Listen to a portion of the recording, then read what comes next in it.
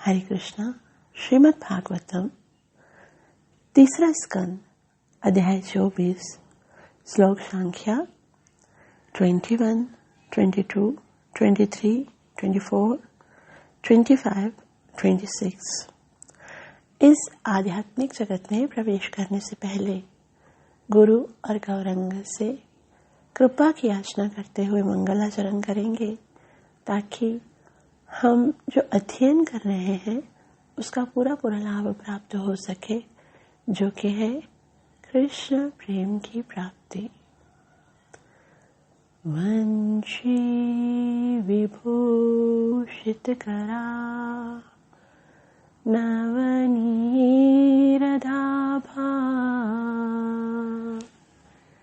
पीतांबर धरुणबिंबफल धरोष्ठात् पूर्णेन्दु सुंदर मुखात् हरविंद नेत्रात् कृष्णात् परं किमपि तत्त्व अहं न जाने। करारविन्दे न पदारविन्दं मुखारविन्दे विनिवेशयन्तं वटस्य पत्रस्य पुटेशयानं बालं मुकुन्दं मनसा स्मरामि। श्री कृष्ण गोविंद हरे मुरारी, हे नाथ नारायण वासुदेव। जिह्वे पिबस्व मृत्युमेतदेव, गोविंद नामो धर्माधवेति। नारायणं नमस्कृत्यं नरं चैव नरोत्तमं दैवीं सरस्वतीं व्यासं ततो जयमुदीरयेत्। नष्टप्रायेषु अभद्रेषु नित्यं भागवत सेवया भगवती उत्तमश्लोके भक्तिर्भवति नैष्टिकी। पञ्चतत्त्वात्मकं कृष्णं भक्तरूपस्वरूपकं भक्तावतारभक्ताख्यं नमामि भक्तशक्तिकं। जय श्री कृष्ण चैतन्य प्रभु नित्यानंदा, श्री अद्वैत गदाधर श्रीवासदि गौर भक्त वृंदा। हरे कृष्ण कृष्ण कृष्ण हरे हरे, हरे राम राम राम हरे हरे। ग्रंथराज श्रीमद् भागवतम महापुराण की जय। श्रीमद् भागवतम तीसरा स्कंद अध्याय 24, जिसका शीर्षक है कर्दम मुनि का वैराग्य। कल हमने पढ़ा ब्रह्मा जी अपने 9 ऋषियों के साथ और सनत कुमार एवं नारद मुनि के साथ कर्दम मुनि के पास आते हैं और उन्हें ये आदेश देते हैं कि तुम अपनी पुत्रियों का विवाह यथाशीलम यथारुचि, इन ऋषियों के साथ जिन जिन के स्वभाव मिलते हैं, जैसा उनको उनके लिए युक्त वर उनको प्रदान कीजिए और इन पुत्रियों का विवाह कर दीजिए। इतना आदेश करने के बाद, क्योंकि ब्रह्मा जी जानते थे वो सृष्टि के रचयिता हैं, तो उन्होंने ये भी बताया कि आपके जो पुत्र हैं वो साक्षात भगवान ही हैं। इसलिए आप बहुत भाग्यशाली हैं जो साक्षात भगवान ने आपके घर पे अवतार लिया है। और उसके उपरांत ब्रह्मा जी अपने 4 कुमार चतुष कुमार को नारद मुनि को लेकर अपने धाम में चले गए और यहाँ पर कर्दम मुनि और देवहूति ने अपनी 9 कन्याओं का विवाह किया उन 9 ऋषियों के साथ जो ब्रह्मा जी की संतान है। ये बहुत ही सुंदर स्त्रियां कन्याएं हैं और ये इन्हीं से ये सारी सृष्टि चली है। ये पवित्र ऋषि हैं जिन्होंने सृष्टि की रचना के लिए विवाह कार्य को संपन्न किया है और इनके विषय में पढ़ना, इनको जानना ये बहुत ही महत्वपूर्ण है। क्योंकि आजकल लोग जो है ना भौतिक लोगों को, फिल्म के हीरोज को, हीरोइंस को, पॉलिटिक्स को जानने में रुचि रखते हैं, लेकिन हमारे जो सनातन धर्म की जो नींव जिन पर रखी हुई है, ये जो पूरी सृष्टि की नींव जिन पर रखी हुई है, उन पवित्र ऋषियों के बारे में, उन पवित्र कन्याओं के, उनके दाम्पत्य जीवन के बारे में, उनके जो उन्होंने अपने जीवन में चमत्कार किए हैं, जो उन्होंने अपने जीवन में बलिदान दिए हैं, उनके विषय में किसी को नहीं खबर। तो ये बहुत ही महत्वपूर्ण कन्याएं हैं और ये बहुत ही पवित्र ऋषि हैं। उनके बारे में हमें अवश्य पता होना चाहिए, जानना चाहिए।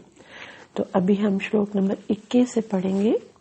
आप सब अपने भागवतम को अवश्य देखा करो, उसमें इन श्लोकों को पढ़ने का भी प्रयास करा करो। ये भागवतम के श्लोक बहुत ही पवित्र हैं। हमारे हृदय के अंदर जो भगवान के प्रति प्रेम जो सो गया है, उसको जागृत करने के लिए ये भागवतम के श्लोक बहुत महत्वपूर्ण हैं। तो मैत्रेय ऋषि कहते हैं, गते शतधृतो क्षत्त कर्दमस्तेन चोदिता यथोदितं स्वदुहित्रीः प्रादाद् विश्वसृजां ततः गते शतधृतौ क्षत। क्षत कहते हैं विदुर जी को, मैत्रेय मुनि विदुर जी को कहते हैं। क्षत का मतलब होता है दासी पुत्र विदुर।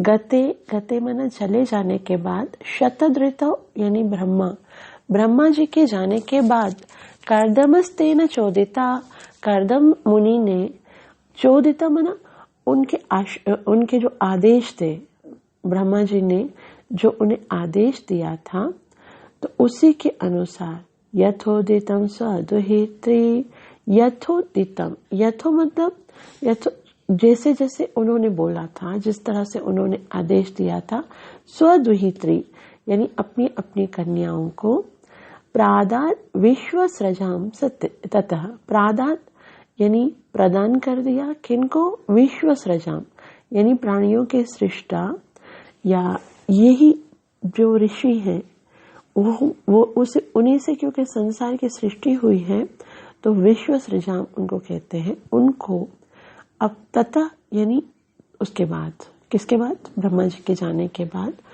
उन्होंने अपनी पुत्रियों को इन ऋषियों के विवाह में दे दिया। तो ये बहुत ही सुंदर संबंध है जिसको विवाह कहा जाता है। और ये वास्तव में वो संबंध है जो भगवान के द्वारा बनाया गया है। ये हमको ऐसा लगता है कि हम विवाह यहाँ पर डिसाइड करते हैं किसी का, लेकिन वास्तव में ऐसा नहीं है। पहले से ही जोड़े बनाए गए हैं, पहले से ही ये डिसाइड है कि कौन किसके साथ विवाह करेगा। हमारे जो कार्मिक अकाउंट है उसी के अनुसार हमको एक धर्म पत्नी या पति प्राप्त होता है। और यक्ष युधिष्ठिर महाराज से पूछते हैं कि आप मुझे ये बताइए कि मनुष्य का ईश्वर के द्वारा बनाया हुआ मित्र कौन है। बाकी जितने भी मित्र हैं ना हम इस संसार में, जैसे हमारे क्लास फेलोज होते हैं, स्कूल फ्रेंड्स होते हैं, कॉलेज फ्रेंड्स होते हैं, वो हम खुद बनाते हैं। जितने भी मित्र हैं ना, उनके साथ हमारा कोई ब्लड रिलेशन नहीं होता है, वो हम अपनी मर्जी से बनाते हैं। लेकिन एक मित्र ऐसा है जो भगवान ने बनाया है, और वो कौन है। मित्र का मतलब होता है भला चाहने वाला, वास्तव में इस भौतिक जगत में भी हम देखें, पति पत्नी चाहे कितना ही एक दूसरे से लड़ाई करते हैं, झगड़ा करते हैं, जो भी, लेकिन हमेशा इनकी इच्छा यही होती है पत्नी की कि मेरा पति जो है उसका भला हो। और पति जो है वो जो भी कमाता है, जो भी मेहनत करता है, भले कैसी भी पत्नी होगी, वो यही सोचेगा कि मेरी घरवाली को और मेरे जो गृहस्थ जीवन है उसको आनंदित करने के लिए मैं ये सेवा कर रहा हूँ।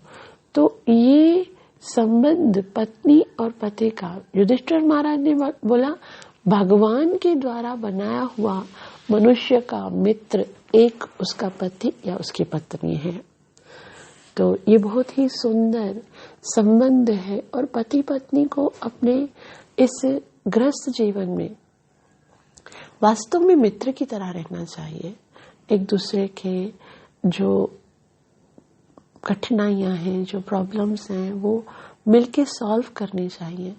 और पत्नी को हमेशा अपने पति से प्रेम से बात करनी चाहिए, क्योंकि पति जो होता है बाहर होते हैं, जब भी वो आए, जैसे शास्त्रों में बताया गया है, तो उनका स्वागत करना चाहिए, उनको पानी पूछना चाहिए, बिठना चाहिए, प्रसादम खिलाना चाहिए। कभी भी रुक्ष व्यवहार नहीं करना चाहिए अपनी पत्नी के साथ।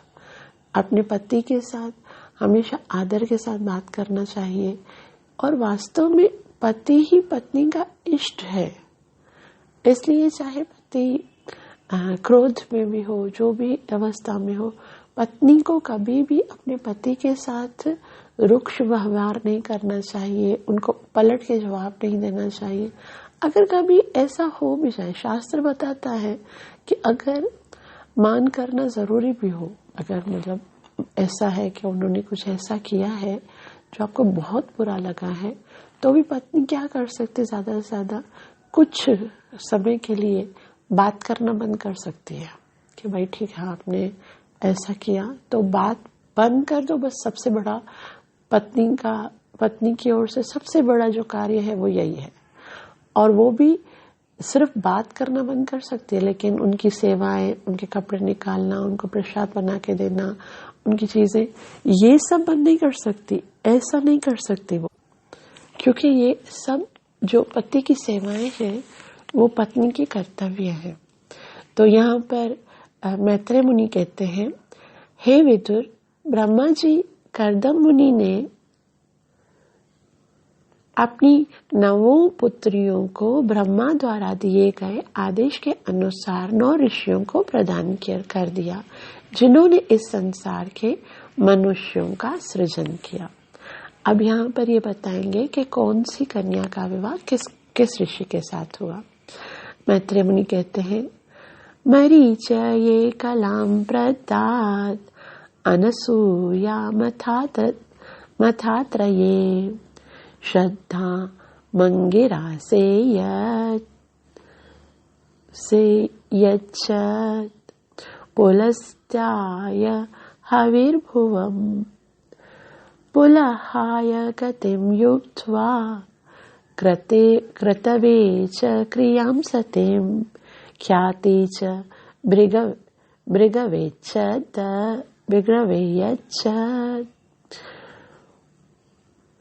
वसिष्ठायाप्यरुन्धतीं मरीचये कलाम प्रदत्त।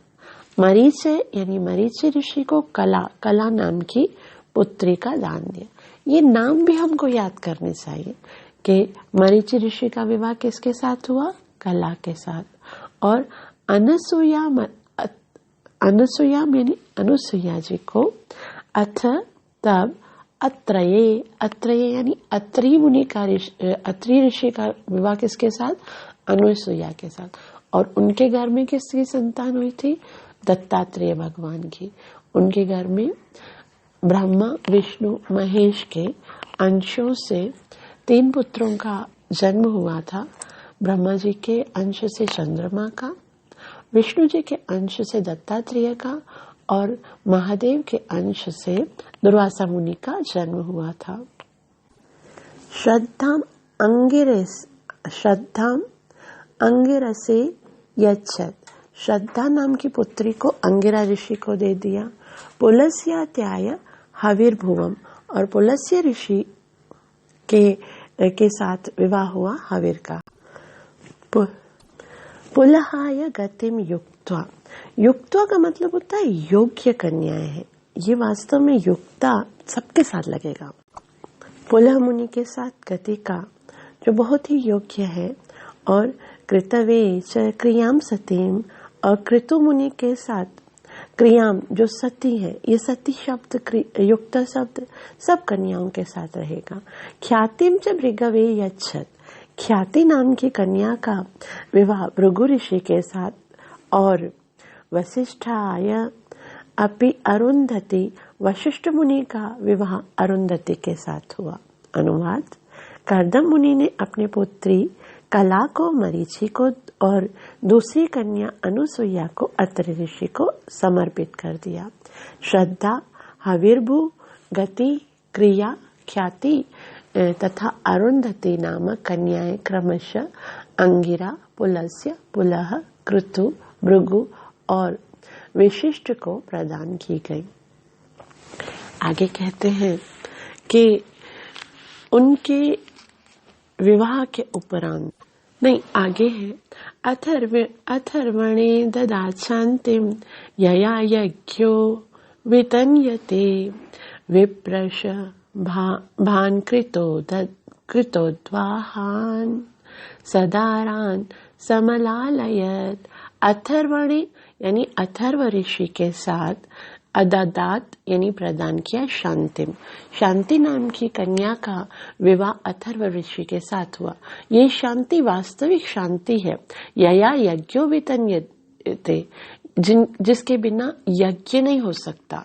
यया मन जिसके द्वारा यज्ञ वितन्यते, यज्ञ किया जाता है। यज्ञ में हम बोलते हैं ना शांति शांति, शांति के बिना यज्ञ कभी भी पूर्ण नहीं हो सकता।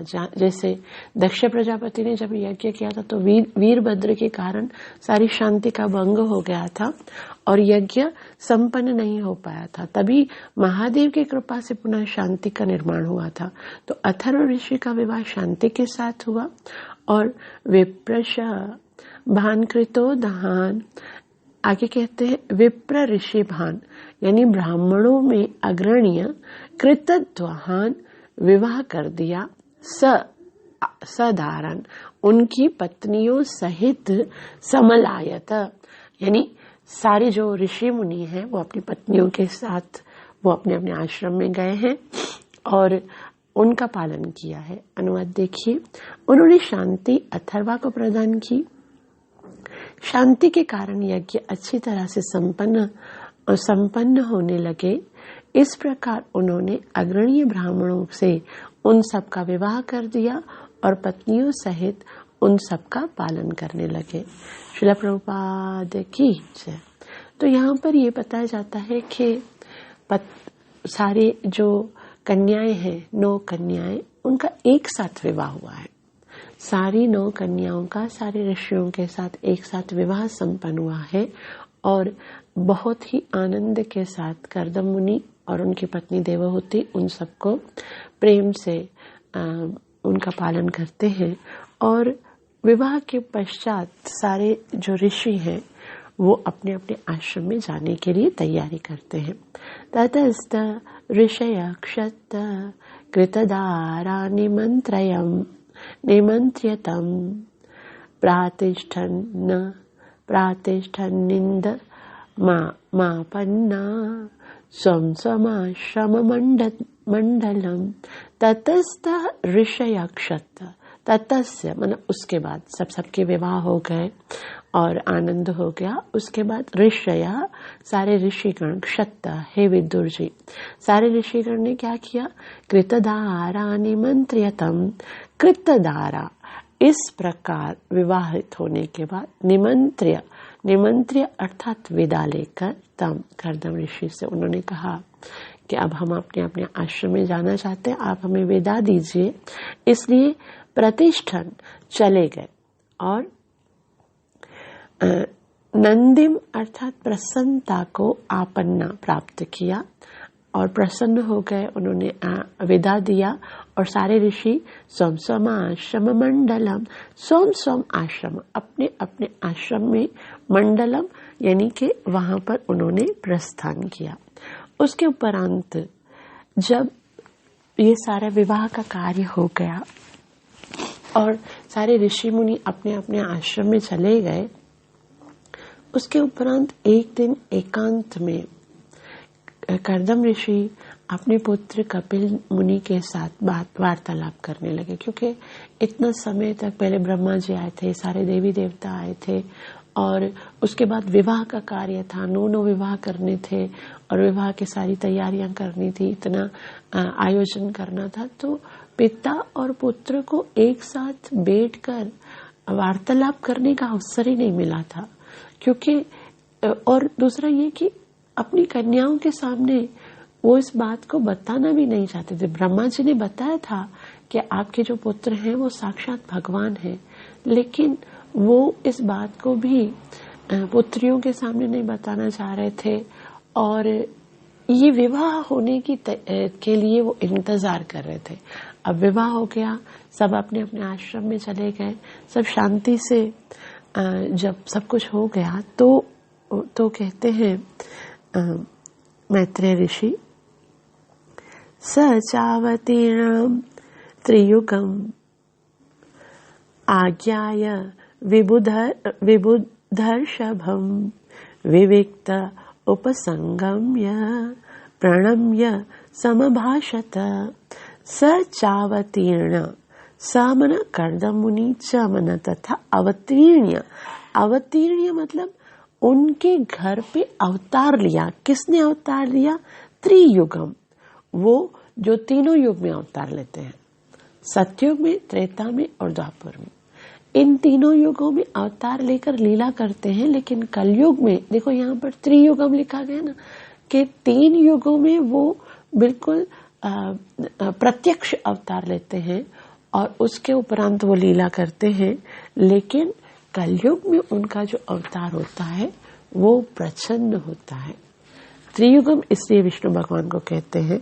और दूसरा ये भी है कि 3 युग कहते हैं जोड़े को, 3 की जोड़ी अर्थात 3 × 2 हाँ, तो ये कितने हुए? 6। तो विष्णु भगवान को त्रियुग इसलिए भी बोलते हैं क्योंकि उनके अंदर षडेश्वरीय है, 6 गुण है। ऐश्वर्यस्य समग्रस्य, वीर्यस्य यशस्या, ज्ञान वैराग्य च एव षडनाम गण इति, षडनाम भग इति गणा, कि जिनके अंदर ये 6 गुण होते हैं, कि जो सबसे ज्यादा सुंदर हो, जो सबसे ज्यादा धनी हो, जो सबसे ज्यादा शक्तिशाली हो, जो सबसे ज्यादा ज्ञानी हो, जो सबसे ज्यादा फेम विख्यात हो और जो सबसे ज्यादा वैरागी हो, वही कृष्ण, वही विष्णु, वही भगवान हो सकते हैं। तो इसलिए भगवान को त्रियुग यानी 3 डबल उसको भगवान को कहते हैं। इसलिए यहाँ पर कहते स चावतीर्ण त्रियुगम आज्ञाय विबुधर्षभम, आज्ञाय विबुधर्शनम। यहाँ पर क्योंकि ब्रह्मा जी उनको कह गए थे, आज्ञाय समझकर, विबुधर्शनम यानी देवताओं का मुखिया जो ब्रह्मा जी हैं, उन्होंने बता के गया था कि तुम्हारे पुत्र कौन है? साक्षात भगवान है। तो साक्षात भगवान मेरे घर पे आए हैं तो मैं उनसे कुछ वार्तालाप करूं। इसलिए उन्होंने क्या किया? विविक्त उपसंगम्य, विविक्त अर्थात एकांत स्थान में, उपसंगम्य उनके पास गए, प्रणम्य प्रणाम किया, समभाषिता और इस प्रकार से उन्होंने उनके साथ संबोधित किया, बोला। अनुवाद: जब कर्दम मुनि ने समझ लिया कि सब देवताओं के प्रधान पूर्ण पुरुषोत्तम भगवान विष्णु ने अवतार लिया है, तो वे एकांत स्थान में जाकर उन्हें नमस्कार करते हुए इस प्रकार बोले। तात्पर्य: श्रीला प्रभुपाद द्वारा। श्रीला प्रभुपाद की जय। श्रीला प्रभुपाद जी कहते हैं भगवान विष्णु को त्रियुग कहते हैं। वे 3 युगों सत्य, त्रेता तथा द्वापर में प्रकट होते हैं, किंतु कलयुग में नहीं प्रकट होते। लेकिन प्रहलाद महाराज की स्तुतियों से समझ में आता है कि वे भक्त के वेश में कलयुग में प्रकट होते हैं। भगवान चैतन्य ही वे भक्त हैं, किंतु उन्होंने कभी इस भेद को प्रकट नहीं किया कि कृष्ण भक्त के रूप में प्रकट हुए हैं। फिर भी रूप गोस्वामी ने उन्हें पहचान लिया, क्योंकि भगवान अपने को शुद्ध भक्त से छिपा नहीं पाते। जब रूप गोस्वामी ने उन्हें पहली बार भगवान चैतन्य को नमस्कार किया, तभी उन्होंने पहचान गए थे, वे जान गए थे कि भगवान चैतन्य स्वयं श्री कृष्ण हैं। अतः उन्होंने इन शब्दों में उनको प्रणाम किया। मैं श्री कृष्ण की प्रार्थना करता हूँ, जो अब भगवान चैतन्य के रूप में प्रकट हुए हैं। कृष्णाय कृष्ण चैतन्य नामिने गौर तुष्य नमः। प्रहलाद महाराज की स्तुतियों से भी इसकी पुष्टि होती है। वे कलयुग में प्रत्यक्ष रूप में नहीं, वरन भक्त के रूप में प्रकट होते हैं। इसीलिए विष्णु त्रियुग कहलाते हैं। त्रियुग की एक अन्य व्याख्या है, जिसके अनुसार भगवान में 3 युग दैवी गुण पाए जाते हैं, जिनके नाम शक्ति तथा समृद्धि, दया तथा यश और बुद्धि तथा शांति। श्रीधर स्वामी के अनुसार भगवान के ऐश्वर्य के 3 जोड़े इस प्रकार हैं: समस्त धन तथा समस्त शक्ति, संपूर्ण यश तथा समग्र सौंदर्य तथा समग्र बुद्धि और समग्र त्याग। त्रियुग की विभिन्न व्याख्याएं हैं, किंतु समस्त विद्वानों ने इसका अर्थ विष्णु माना है। जब गर्दम मुनि जान गए कि उनका पुत्र कपिल साक्षात भगवान है, तो उन्होंने उसको प्रणाम करना चाहा। अतः जब कपिल अकेले थे, तो उन्होंने इस प्रकार से प्रणाम किया और अपने मन की बातें कही। श्रील प्रभुपाद की जय। तो यहाँ तक हमने पढ़ा कि अब गर्दम मुनि के समस्त पुत्रियों का विवाह हो गया है और एकांत में वो अपने पुत्र से बहुत ही सुंदर वार्तालाप करने वाले हैं। सर्वप्रथम वो भगवान की कृपाओं का वर्णन करेंगे। श्लोक नंबर 27 से हम नेक्स्ट जो लेक्चर होगा उसमें भगवान कपिल देव और उनके पिता गर्दम मुनि के मध्य में जो वार्ता है, जो बहुत महत्वपूर्ण है, उसको पढ़ेंगे। आप सबका बहुत बहुत आभार। कृपया मेरे लिए प्रार्थना अवश्य कीजिएगा कि मैं अपनी सेवा और साधना को अच्छे से कर सकूं। हरे कृष्ण।